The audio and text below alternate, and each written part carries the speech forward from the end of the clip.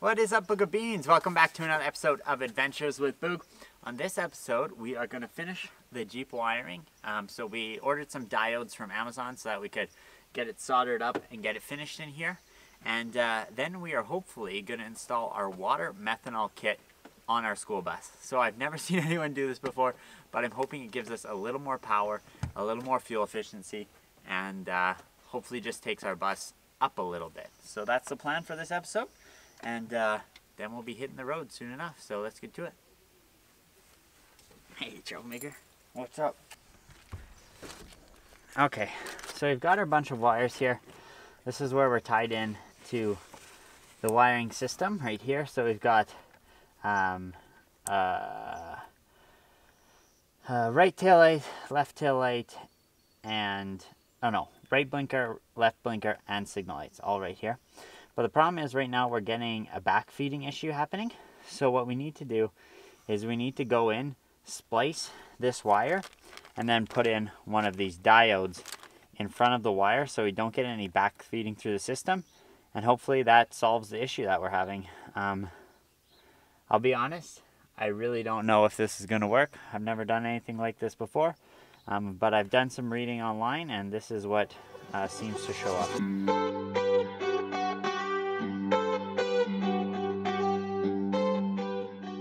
Alright, Beans, so we have got all the lights working, but I think there's something going on with the wiring in the bus. Something's a little funky here. When we turn on the tail lights and then use the left signal light, everything works fine, but if then I use the right signal light, everything turns off. Nothing works. So I don't know.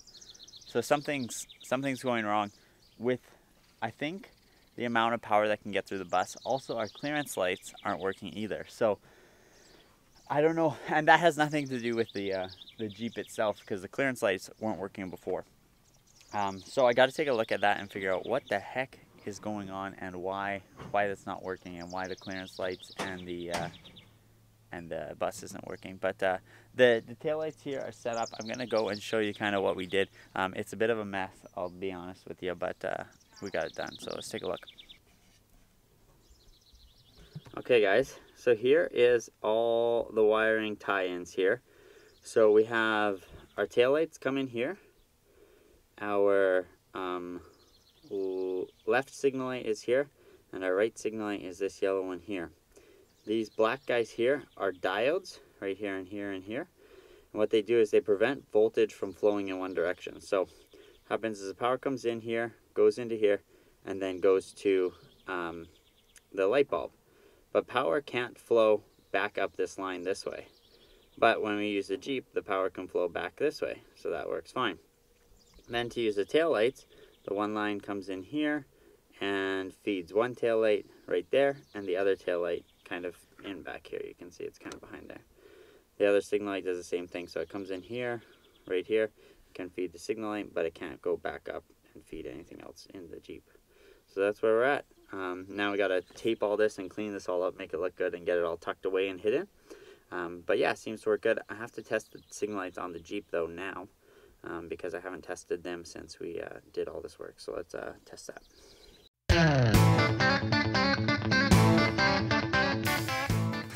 We've pulled out this valley pipe. It's kind of weird on these T44Es how they kind of tie these two together.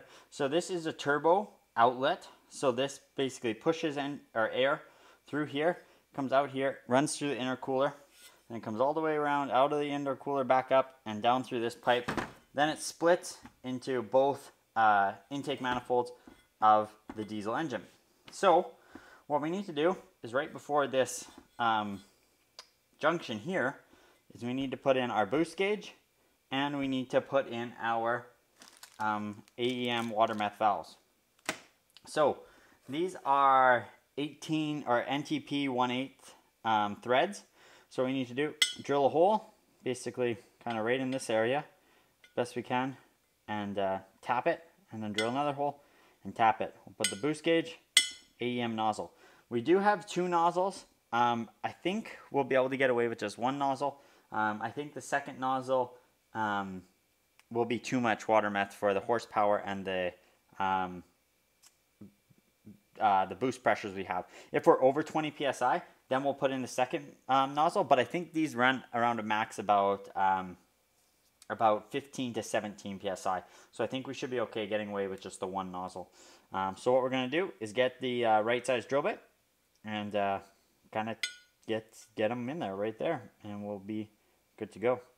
There is some fuel lines that kind of run right here inside the engine, so we need to make sure that we're kind of up as high as we can, and also just a little bit to the right if we can. So yeah, let's get to it.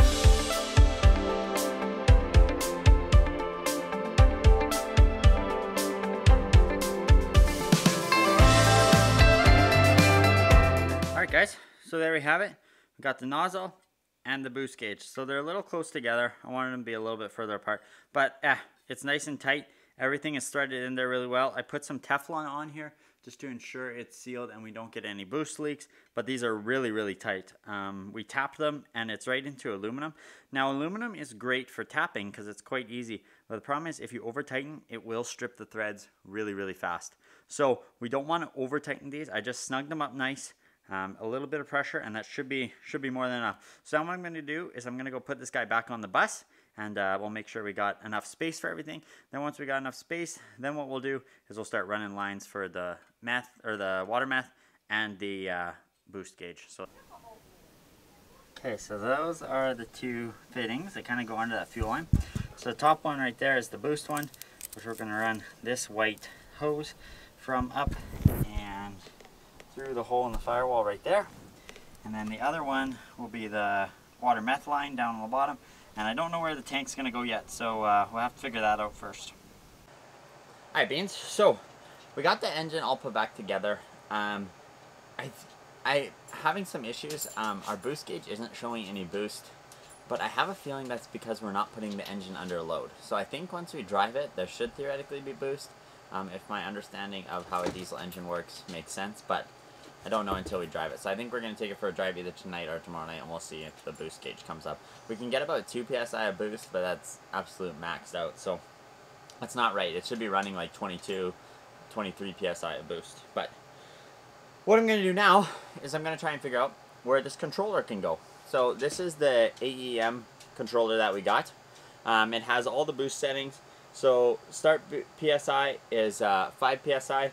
And then you can go full PSI all the way up to like 40 PSI. We'll probably have full PSI set around probably 11 or 12. And we'll probably have it come on around 8. That way when we're just kind of cruising, we don't use very little, if any, water meth. But then as soon as we hit a hill, it's going to kick on and it's going to help us out as we drive. So now what we've got is we've got this absolute mess of wires to deal with. So the wiring for this isn't super technical, like just about anybody should be able to do it.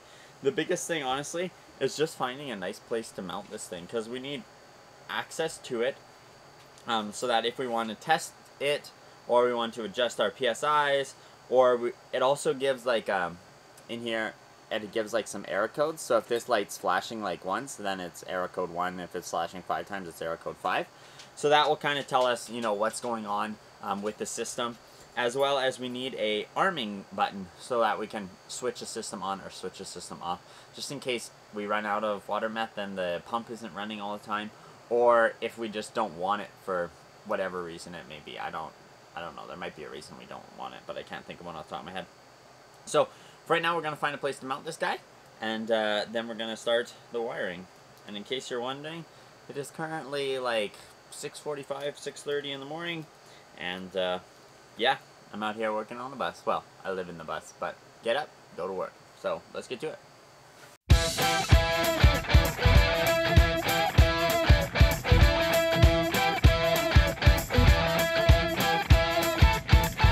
We're just about time to mount the water methanol kit. That's this, or the tank. That's this white guy right here. So I was hoping to be able to mount it in the engine bay, but due to the size of it, I cannot find a location anywhere that it will fit. So that's a bit of a pain in the butt. But what I think we're going to do is I'm going to mount it basically right here. It still gives me access to all my driving controls, the brake pedal, gas pedal, all that kind of stuff, no problems. But underneath here is the transmission cover. So no matter what, I can't really build anything over top of this. But if I put the tank here with screws, that means I can easily just pull those 4 screws out, take the tank out, and I can pull out the transmission cover. It still allows me space to put the shelf that we want to put right here. It gives me access to the top of the tank. Now it's a little bit, what's the word? Restricted because of the panel right here. But that's okay, because what I can do is I can just get a funnel with kind of a hose on it, and then we can just, run it down in there and fill it up. No big deal. And I think this way, it gives me easy access to the tank, but I can also see our level really, really quick and easy without having to open the tank or open the hood or check anything like that. I just know exactly where we're at if we need to throw in another gallon or whatever. So I know it's going to take up a bit of the shelf space that we wanted to have here, but I'm still going to build the shelf basically across here, but it will just kind of sit only to like this portion here, and then it'll kind of sit on top of the tank, and then I'll be able to take the screws to remove the tank when I need to, but then also if we don't want access or whatever, we still get a nice shelf over top here, and the tank will be kind of hidden behind that shelf. So I think that's what we're going to do. I think it's going to work out all right. So I'm going to get the screws in, and then we'll look into getting the wiring and all that kind of stuff set up too. So let's get to it. Alright, Bean, so we've got the hey boo, we've got the monitor mounted right here, and it's ready to go.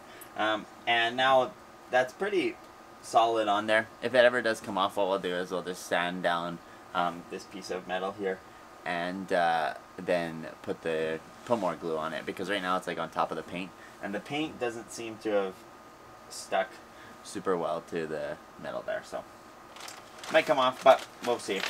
It shouldn't really get too much abuse sitting there. So now we've got my favorite part of any project, wiring. I absolutely hate wiring. It's really annoying, it's really frustrating, and if you just mess up one connection, nothing seems to work properly, right? So it's a bit of a pain in the butt, but luckily on this setup there's really only, I think, 6 wires that I need to use. There's a few extra wires on here for different options and stuff that you can add or remove depending on how you want to do your setup, but since we're rather a low power setup, we're not doing a performance setup, nothing like that, this is pretty easy to do. So yeah, we'll plug this in here. We've got 2 wires to go to the tank, 2 wires to go to the firewall, one for a positive and one for a negative, and then we've got 2 wires that go to the pump over on the fender over there. And that's pretty much it for wiring. So yeah, let's get this cranked out and let's get it done. Okay guys, so here we got the pump. It's mounted on this fender here, which is pretty solid, but I added this extra aluminum bracket that goes to the fuel filter bracket that ties to the frame, so that stiffens up this fiberglass really nice. 2 wires come out, run there, and through that grommet to the firewall. So we'll connect those 2 wires together, and then we can do some hose running. So we have to run one hose. There's a hole in the firewall down in there that I can come through, run into here, then run out, and we'll have to run it up through the tunnel or up to the valley over to this guy back in there. That's the intake right there. So that's what we'll do next. Let's do some soldering and let's get it put in. Alright, Beans, so all the wiring is done except for the LED light, which is not a big deal. We can get that set up in no time. And now we are filling up the system, and this is what we're filling it up with. Windshield washer fluid. I know that sounds crazy, but windshield washer fluid, especially stuff that's like -50, is about 30 to 50% methanol, and the rest is just water. Sometimes they put a little bit of cleaning and stuff like that, but not much. It's mostly just methanol and water. So what we're doing is getting this, and we're filling up the 5-gallon tank in here with all this windshield washer fluid. Then we'll purge the system, and then we're basically ready to test it out. Before we test it out, we are going to do a couple fuel upgrades.